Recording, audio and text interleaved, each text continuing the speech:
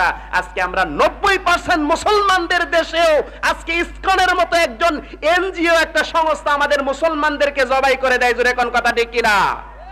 আজকে আমরা মুসলমান 90% মুসলমান আঙ্গুল চুষতেছি বাংলাদেশে বসে বসে, এদিক দিয়ে ইসকনের সেই সন্ত্রাসীরা একজন আইনজীবীকে জব করে দিয়েছে। আপনারা হয়তোবা খবর দেখবেন যে এই আমরা কিছুই করতে পারতেছি না, এই ইসকনকে নিষিদ্ধ করতে হবে। জোরে কোন কথা ঠিক কিনা? কে কে ইসকনের নিষিদ্ধ চান? দু হাত তুলে দেখান। এই ইসকন বাংলাদেশে থাকতে দেওয়া যাবে না। এরা হলো ইহুদি। এরা কি?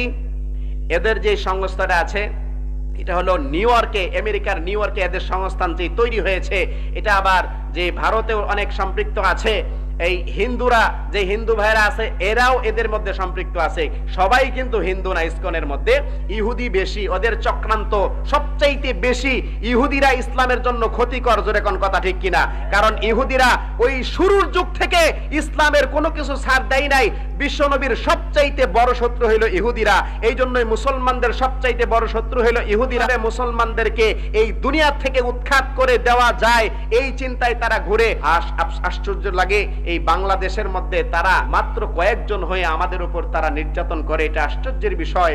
এই জন্যই ও মুসলমান, এখনো আমাদের সময় আছে, তাদেরকে প্রতিহত করতে হবে।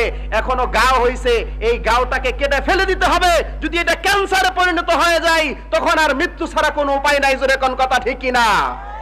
ওই ক্যান্সার হওয়ার আগে আমাদের প্রতিহত করতে হবে। এই ইসকনকে নিষিদ্ধ করতে হবে।